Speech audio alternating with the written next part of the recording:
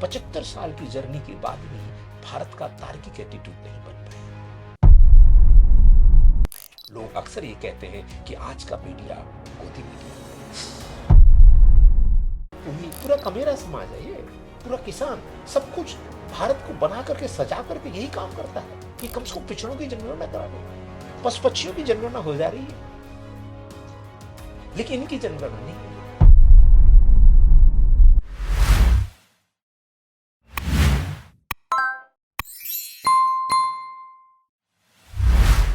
तो जैसा कि तमाम चर्चाएं चलती रहती हैं, तो आज मेरे मन में ये ख्याल आया है कि जो लोग संविधान के बारे में काफ़ी चर्चा करते हैं, लेकिन ये संविधान होता क्या है, हम लोग यहीं से इंट्रोडक्शन कर देंगे। हम संविधान के बारे में ही चर्चा करने आए हैं। तो सर, सबसे पहले हम चाहते हैं कि एक सरल भाषा में कहा जाए तो ये संविधान क्या है। देखिए, बहुत अच्छा विजय जी। संविधान आज के तारीख में भारत में बहुत चर्चाओं में है जी। आप देखिए, आज शीतकालीन सत्र चल रहा है आपके पार्लियामेंट में, हमारे में राज्यसभा में डिस्कशन हो रहा है, पार्लियामेंट में डिस्कशन हो रहा है संविधान को लेकर के जी। है। और काफी लोगों में आशंकाएं भी हैं, हर जी, तरह जी, की बातें हो रही हैं, जी, बहुत जी, सारी जी, चीजें निकल भ्रांतियां के हैं। बहुत सारी चीजें निकल के आ रही हैं। आखिर सरकार को इस पे चर्चा करनी पड़ी है जी, तो जरूर कोई न कोई बात है, अन्यथा नहीं। आपने पूछा कि संविधान की आखिर क्यों जरूरत पड़ी, जी, है ना। देखिए, मानव की एक विकृति है, मानव एक स्वभाव है मानव का। और मानव अगर कुछ कमतरताओं का शिकार होता है, कम जानकारी का शिकार होता है, जी, या उसकी शिक्षा कम होती है, तो यूजली वो विकृतियों का शिकार हो सकता है। लेकिन मानव विकृतियों का शिकार ना हो, मानव एक ट्रैक पर चलता रहे, इसलिए उसको एक रूल रेगुलेशन की जरूरत पड़ी। जी, और हम पूरे देश की बात कर रहे हैं, भारत की बात कर रहे हैं, तो भारत के मानव एक सिस्टम में एक तौर तरीके से हर एक को वो चीज सबको समानता के रूप में मिले, तो उसके लिए एक डॉक्यूमेंट तैयार किया गया।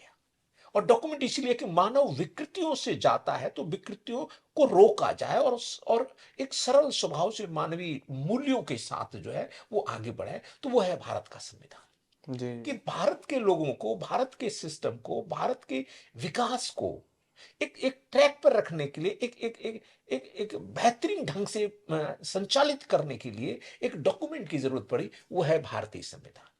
सर, भारत की आज़ादी में बूढ़े, जवान, बच्चे, महिलाएं, पुरुष, अमीर, गरीब, हर एक का जो है योगदान रहा इस देश को आज़ाद कराने में, और भारतीय संविधान मिला। लेकिन जो संविधान निर्माताओं ने ऐसा कैसा सपना देखा था कि भारत कैसा होगा, आज़ादी वाला भारत। देखिए, वो तो सच में बहुत बहुत अद्वितीय काम किया हमारे भारत के जो भारत के संविधान निर्माताओं ने, और जिनको कभी भुलाया नहीं जा जी, सकता। भारत बहुत विषम परिस्थितियों में था।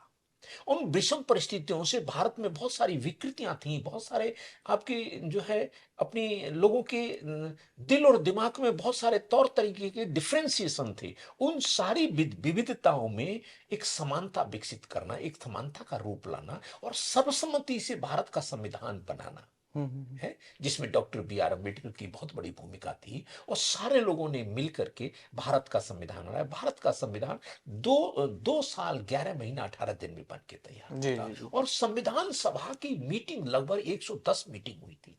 कोई कोई मीटिंग तो कई कई दिन तक चलती थी।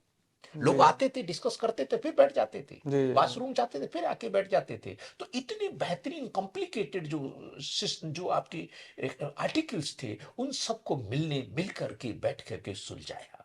और यहां तक कि इस पूरे संविधान की 3 बार प्रूफ रीडिंग हुई, जी, और ये 26 नवंबर 1949 को ये लागू किया जी। गया। सर, जैसा कि अभी हमने बात किया कि आज़ादी के लिए जो है सबका योगदान रहा, हर एक व्यक्ति का रहा है, तो हर एक तबके का रहा है। तो यह देश जो है तमाम असमानताओं का देश है। इसमें तमाम असमानताएं हैं जिसको भिन्नता कहा जाता है। मैं कहूँगा असमानता, जैसे जाति के आधार पे, धर्म के आधार पे, लिंग के आधार पे, स्थान के आधार पे। तो ये जो भेदभाव को ख़त्म करने के लिए ये चीज़ संविधान आया, तो आपको क्या लगता है कि कितना हद तक जो है ये काम हो पाए। देखिए, संविधान निर्माताओं का तो बहुत स्वच्छ निर्मल मन से था कि भारत हमारा प्रगतिशील बने, भारत के सभी लोग आपस में भाईचारे के साथ रहें, सभी का विकास हो जी, और हम विश्व की स्थिति में अपने को संभालें, है ना? लेकिन बाबा साहब जिस चीज को लेकर के आशंकित थे, वो जी, आज प्रतीत होती है। संविधान सभा की आखिरी बैठक 25 नवंबर 1949 को हुई थी। सारे लोग खुशी मना रहे जी, थे, जी, सारे लोग खुश थे, लेकिन डॉक्टर अम्बेडकर चिंतित थे उसमें। जी। और डॉक्टर अम्बेडकर से पूछा गया कि आप चिंतित क्यों हैं? हुँ। आपने संविधान बनाया, आपका आप शरीर एक साथ नहीं दे रहा था। जी, आप विषम परिस्थितियों में संविधान और सर्वसम्मति से संविधान बनाए। आपकी तो बेहद अहम भूमिका रही है, लेकिन आप चिंतित हैं। तो डॉक्टर अम्बेडकर ने कहा कि इससे अच्छा संविधान नहीं हो सकता। बहुत अच्छा संविधान है। जी, और अगर संविधान के अनुरूप चलेंगे तो भाषा भारत की विषमताएं, भारत का जो जो गौरवमय इतिहास है, फिर हम पुनः स्थापित करें। कभी भारत जो है विश्व गुरु हुआ करता था, हम जी, उस कदम की तरफ चले जाएंगे। लेकिन मुझे आशंका है कि भारत के संविधान को लागू करने वाले लोगों की इच्छा शक्ति कैसी है। अगर उनकी इच्छा शक्ति सही नहीं होगी तो ये संविधान खराब सिद्ध होगा, अगर जी, इच्छा शक्ति होगी तो ये संविधान अच्छा सिद्ध होगा। आज हम देखते हैं इतने 75 साल बाद संविधान की जर्नी पर हम आज चर्चा कर रहे हैं कि संविधान लागू होने के बाद आज भारत के लोगों को कैसा महसूस हो रहा है। भारत के वो सारे लोग जो निचले तबके पर थे, जो हाशिए पर थे, जिनको पिछाड़ा गया था, जिनसे हक अधिकार छीने गए थे, आज भी वो डिप्राइव हैं। आज भी वो महसूस करते हैं कि हमें न्याय नहीं मिल रहा, हमारे साथ समानता का व्यवहार नहीं हो रहा, हमें डिप्राइव किया जाता है। तो बहुत सारे तौर तरीके से यहां तक कि संवैधानिक संस्थाओं भी ऐसा महसूस होता है कि वो भी कमजोर हो गई हैं। कमजोर इसलिए हो गई हैं, डॉक्टर अंबेडकर की आशंका थी भारत में जो विविधता है, बहुत बड़ी विविधता है, जातिवाद, और लोग जातियों के शिकार हैं, अपनी अपनी जातियों में फंसे हुए हैं। जी, सारे निर्णय उनकी अपनी जाति के हिसाब से होते हैं, लोग कहते हैं। और इसीलिए होने के नाते बाबा साहब ने तो यहां तक कहा है कि भारत में जातिवाद एक मानसिक बीमारी है, इसका इलाज होना चाहिए, जी, है। इसी की वजह से आज भारत में संस्थाएं भी कमजोर दिखाई दे रही हैं। यहाँ तक जुडिशरी से भी आजकल मीडिया के माध्यम से आवाज उठती है और देखते हैं कि वहां भी लोग कहा जा रहा है कि यहाँ भी कुछ खास बहुजन समाज के लोग, जिसमें schedule caste, schedule tribe, other backward classes, even अल्पसंख्यक समाज को न्याय नहीं मिल रहा। न्याय सर के लिए जी, चिंतित हैं सारे सर जैसा कि 75 साल जो है बीत रहा है, देश आज़ाद हुए, संविधान लागू हुए, तो आज जो वंचित तबका है, महिलाएं हैं, वंचित वर्ग है, उन तक कितना संविधान पहुंच पाया है और लोग संविधान तक कितना उनको जान पाए हैं? लोग। देखिए, ये भी सरकार की जिम्मेदारी थी कि जी, लोगों को शिक्षित करती, लोग शिक्षित होते, उनकी उनकी दिल और दिमाग में चीजों को समझने की जिज्ञासाएं पैदा होती हैं, और जब जिज्ञासाएं पैदा होती तो चीजों को समझते। आज हम देख रहे हैं शिक्षा का स्तर खराब हुआ है, प्राइवेटाइजेशन की तरफ है। हम सारे लोग प्राइवेट, हम सरकारी स्कूलों से पढ़ के आए हैं, आज सरकारी स्कूलों की स्थिति खराब कर दी है। बजट, सरकार का जो जो एजुकेशन का बजट है, वो ऐसा प्रतीत हो रहा है कम होता चला जा रहा है, प्राइवेटाइजेशन की तरफ जा रहा है। तो मंशा हमारे सत्ता में बैठे लोगों की कैसी है और किस तरीके से भारत को देखना चाहते हैं, किस रूप में देखना चाहते हैं, उस पर निर्भर करता है। आज भी बहुत सारे लोग संवैधानिक वैल्यू को, संवैधानिक चीजों को समझ नहीं पाए हैं।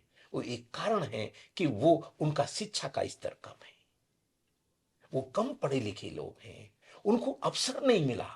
और जिनको अवसर मिला, वो भी उस पद तक, क्योंकि नौकरियां नहीं है, वो भी उस जगह तक नहीं पहुंच पाए जो सोच के चल रहे थे कि हम पढ़ लिखने के बाद हम एक गरिमामय जीवन जी पाएंगे, हम एक ऐसी जगह पे पहुंच पाएंगे जो जो जो संविधान के अनुसार हमें मिलनी चाहिए।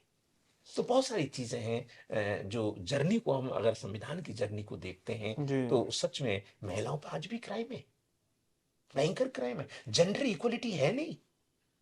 संविधान तो जेंडर इक्वलिटी की बात करता है, लेकिन संविधान के लागू करने वाले लोगों ने प्रैक्टिकली नहीं आने दिया, प्रैक्टिकली नहीं आ पाए, व्यवहारिक रूप से, प्रैक्टिकल रूप से, वास्तविक रूप से जेंडर इक्वलिटी नहीं। तो इसीलिए महिलाओं पर क्राइम है, और महिलाओं का क्राइम है, अगर उसको सही ढंग से हैंडल किया जाता, लोगों को न्याय मिलता, महिलाओं को न्याय मिलता, तो आज जो कि देश की 50% पॉपुलेशन है, जी, आज भी ऐसा लगता है, महिलाओं की आवाज देखिए, आज भी वुमेन इंपावरमेंट की जरूरत पड़ रही है। अगर संविधान को लागू करते तो वुमेन इंपावरमेंट तो ऑलरेडी था। संविधान समानता की बात जी करता है, और वो समानता दिखती नहीं। तो बहुत सारे तबकों में जो डिस्पैरिटी थी, जो डिफरेंशिएशन थी, जो अलगाववाद था, वो आज भी दिखता है। तो सर संविधान जो है आ करके ये तो कहेगा नहीं कि आप लिंग और जाति और धर्म के आधार पर भेदभाव भेदभाव मत करो। ये तो लोगों की जिम्मेदारी है कि हम लोग किस मानसिकता के हैं और कौन से मानसिकता के लोग ऐसा करते हैं, ये भी तो। देखिए, संविधान कोई ऊपर से थोड़ी, हम ही लोग तो चला रहे जी हैं जी संविधान को।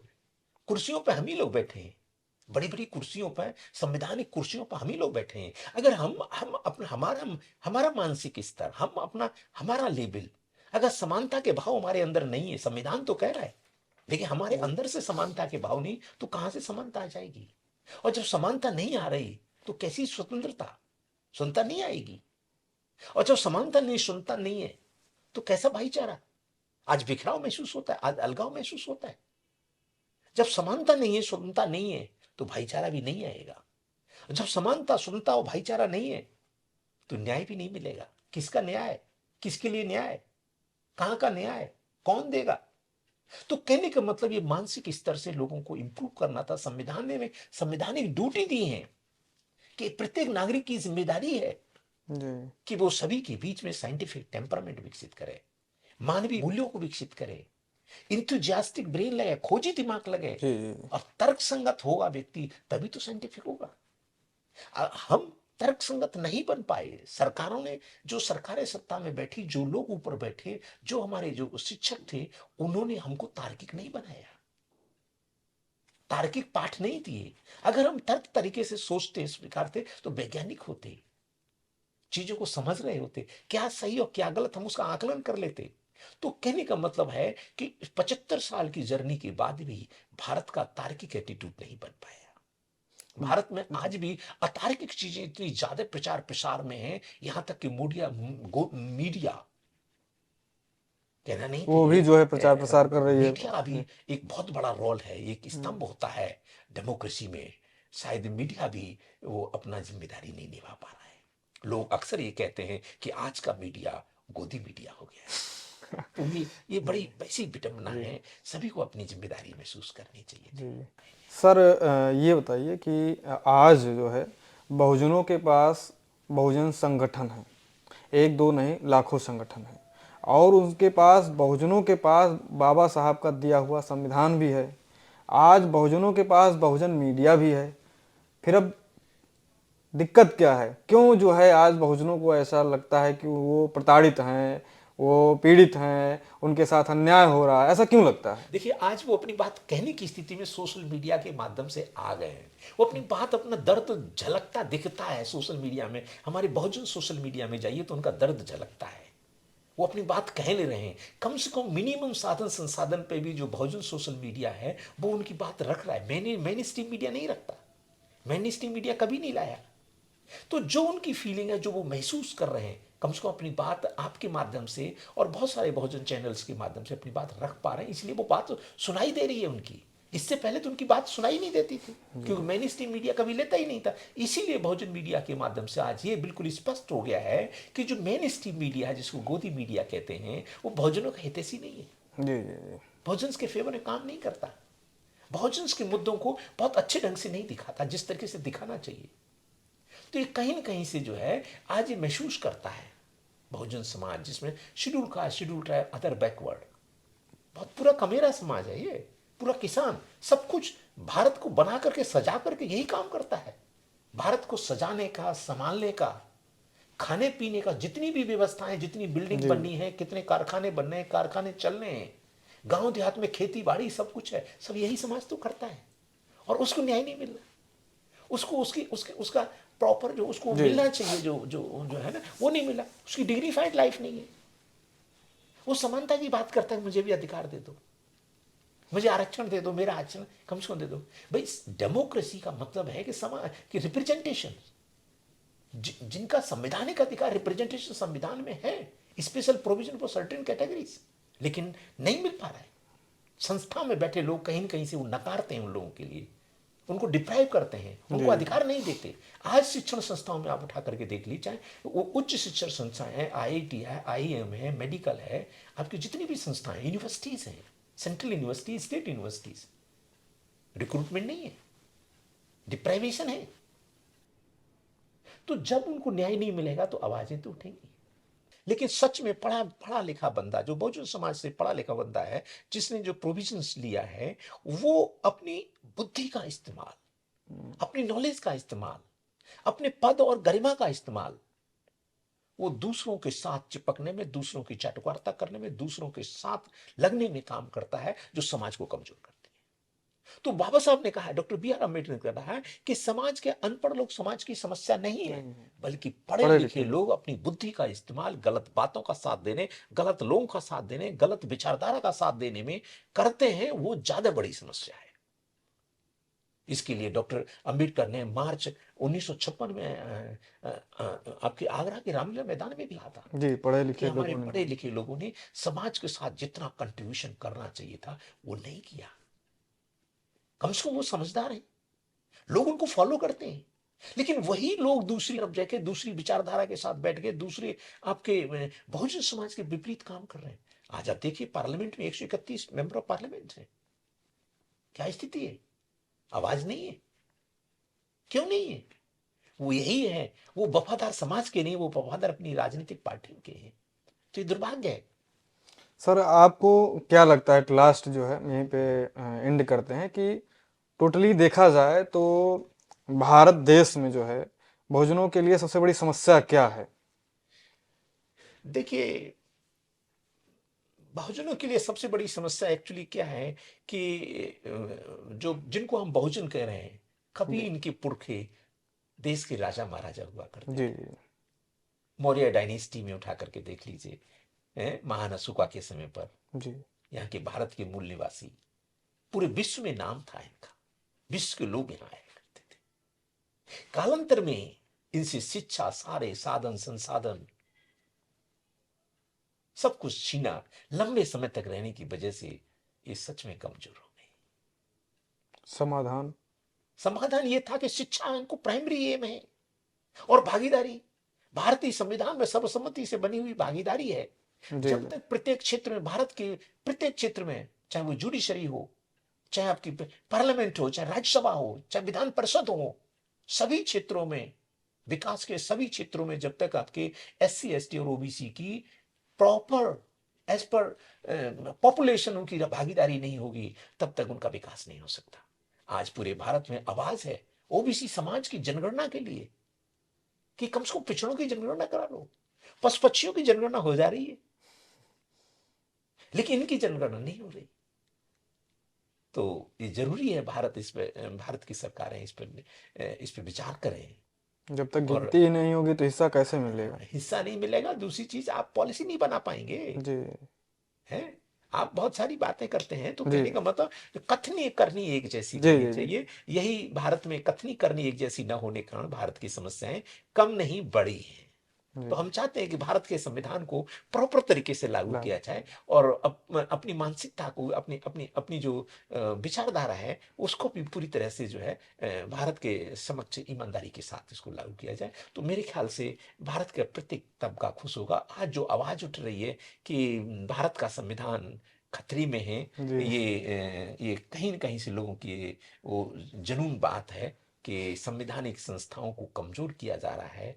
कम संवैधानिक संस्थाएं न्याय नहीं कर पा रही हैं, संवैधानिक संस्थाएं बहुजनों और भारत के विभिन्न तबकों के लिए न्यायप्रिय सिद्ध नहीं हो रही हैं। इसलिए लोगों में आशंका है और इसका समाधान खोज रहे हैं, और समाधान निकलना चाहिए। जी सर, बहुत बहुत साधुवाद। सर, आपने बहुत चीज़ आज जो हमारी जिज्ञासा थी संविधान के बारे में, कि तमाम चर्चाएं हो रही हैं, तो आज साथियों, जैसा कि आपने देखा कि डॉक्टर साहब ने जो है बिल्कुल सही तरीके से बता दिया, और हमने ये भी क्वेश्चन पूछा कि आज बहुजनों के पास हर एक चीज़ है, संविधान भी है, भारतीय बहुजन मीडिया भी है, बाबा साहब का संविधान भी है, फिर समस्या क्या है, तमाम चीज़ें जो है हमने चर्चा किया। और आपकी क्या राय है इन तमाम मुद्दों पे, कि लोगों तक जो है आज कितना संविधान पहुंच पाया, कितना सुविधाएं पहुंच पाई हैं, कितना समानताएं पहुंच पाई हैं? आप हमको कमेंट में जरूर बताइएगा। फिर नेक्स्ट वीडियो मिलते हैं किसी नए विषय के साथ। तब तक के लिए जय जवान, जय किसान, जय विज्ञान, जय संविधान। जी, जय भीम, नमोदय।